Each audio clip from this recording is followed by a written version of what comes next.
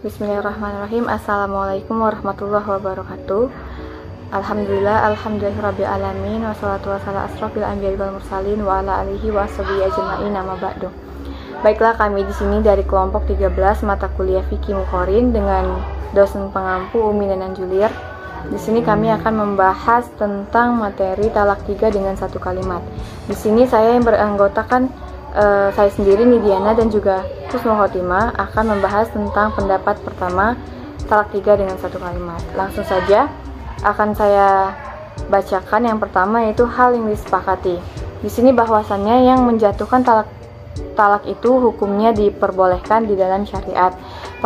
Para fuqaha telah bersepakat talak 3 setelah talak 1 dan talak 2 adalah talak 3 atau bain kubro. Di sini talak jenis ini tidak dapat dirujuk dan tidak dapat pula dinikahkan kembali kecuali apabila pernikahan itu dilakukan setelah bekas istri menikah dengan orang lain dan kemudian terjadi perceraian, barulah di sini ba'da al-dukhul dan habis masa iddahnya. Yang kedua itu hal yang diperselisihkan. Dalam hal ini talak 3 diperselisihkan oleh para ulama sebab apakah talak tersebut dianggap jatuhnya hanya satu talak atau langsung jatuh talak 3 sekaligus, dan apabila tidak jatuh talak sama sekali.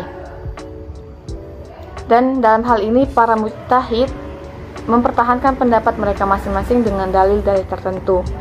Di sini adapun penyebab perbedaan pendapat. Yang pertama yaitu faktor yang menyebabkan terjadinya perbedaan pendapat. Yang pertama yaitu perbedaan yang mencolok dari aspek kebahasan dalam memahami suatu nas. Yang kedua, perbedaan dalam ijtihad tentang ilmu hadis. Dan yang ketiga, perbedaan penggunaan dalil di luar Al-Quran dan As-Sunnah. Dan yang terakhir yaitu terjadinya perkembangan zaman, sebab adat istiadat manusia yang akan berubah. Yang kedua, selanjutnya yaitu pendapat mazhab. Adapun bunyi pendapat para imam mazhab dalam pendapat ke-1 yaitu sebagai berikut. Para sahabat, para tabi'in, dan imam 4, Hanafi, Maliki, Asy-Syafi'i, dan Ahmad bin Hanbal. Di sini mereka berpendapat bahwa talak 3 sekaligus dengan satu kalimat adalah jatuh 3. Adapun dalil-dalil yang ditemukan oleh imam 4 dan jumhur ulama dalam Al-Quran dan hadis serta ijma.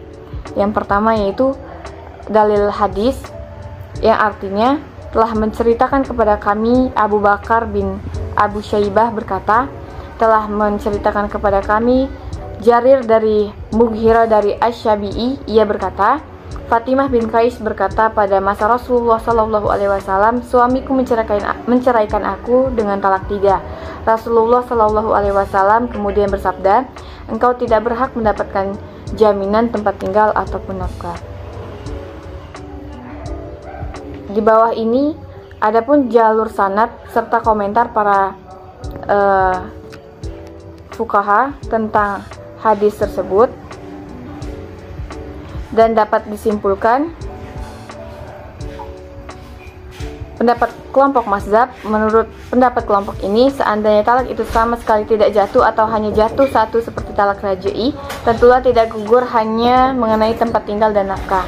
Nah, di sini pendapat penulis dalam hadis tersebut, jalur sanad hadis yang ke-1 dan yang kedua semuanya merupakan sanad yang kuat serta sikoh, sehingga hadis ini merupakan hadis yang kuat dan dapat dijadikan hujah. Selanjutnya akan dijelaskan oleh pemateri kedua, Husnul Khotimah. Baiklah, assalamualaikum warahmatullahi wabarakatuh. Saya Husnul Khotimah akan melanjutkan pembahasan kami. Langsung saja, yaitu adapun dalil hadis yang kedua, yang artinya telah menceritakan kepadaku Muhammad bin Bashar, telah menceritakan kepada kami Yahya dari Ubaidullah, ia berkata, telah menceritakan kepadaku Al-Qasim bin Muhammad dari Aisyah bahwa ada seorang laki-laki menceraikan istrinya dengan talak 3. Lalu wanita itu menikah dan diceraikan lagi. Maka Nabi SAW pun ditanya, apakah wanita itu telah halal untuk suaminya yang pertama? Maka beliau menjawab, tidak, hingga laki-laki kedua itu merasakan madunya sebagaimana laki-laki pertama telah merasakannya.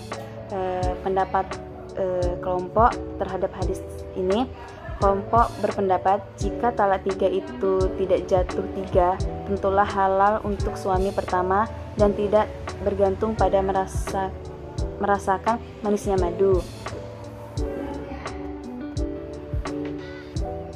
Selanjutnya hadis Sunan Darukut, ia berkata, Ibnu Al-Mubarak menceritakan kepada kami, Sufyan mengambarkan kepada kami dari Ammar bin Murrah dari Sa'id bin Jubair, dan dia berkata, sesungguhnya aku telah menalak istriku dengan 1000 talak. Ibnu Abbas berkata, 3 saja telah mengharamkan istrimu bagimu, sedangkan sisanya adalah dosa, karena engkau telah mengolok-olokkan ayat Allah.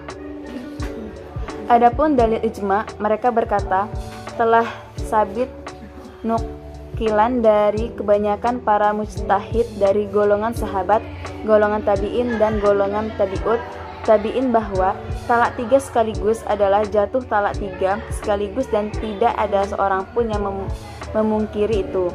Khalifah Umar bin Khattab radhiyallahu anhu pernah berpidato di hadapan orang banyak, yang salah satu isinya adalah menjatuhkan talak 3 bagi orang yang bersumpah menalak 3. Di antara orang yang mendengarkan pidato itu terdapat banyak sahabat Rasulullah SAW, dan di antara mereka ada yang mengetahui praktek atau hukum mengenai hal itu pada masa hidup Rasulullah. Mereka, para sahabat, menyetujui pidato khalifah dan tidak ada seorang pun yang membantahnya. Dasar-dasar yang telah dikemukakan tersebut membuat para sahabat, tabi'in dan imam Hanafi, Maliki, Syafi'i dan Ahmad bin Hanbal empat menetapkan bahwa talak 3 dengan satu kalimat maka jatuh talak 3. Di sini pendapat penulis dengan landasan dalil-dalil yang kuat. Menurut penulis berpendapat kelompok ini dapat dijadikan hujah dalam menetapkan permasalahan ini. Di lain sisi juga manfaatnya jika talak 3 dengan satu kalimat berlaku jatuh talak 3 dapat memberikan pelajaran agar tidak mudah menjatuhkan talak, walaupun sejatinya talak diperbolehkan tapi tetap merupakan perbuatan yang dibenci Allah SWT. Mungkin itu saja yang dapat kami sampaikan. Saya akhiri, wassalamualaikum warahmatullahi wabarakatuh.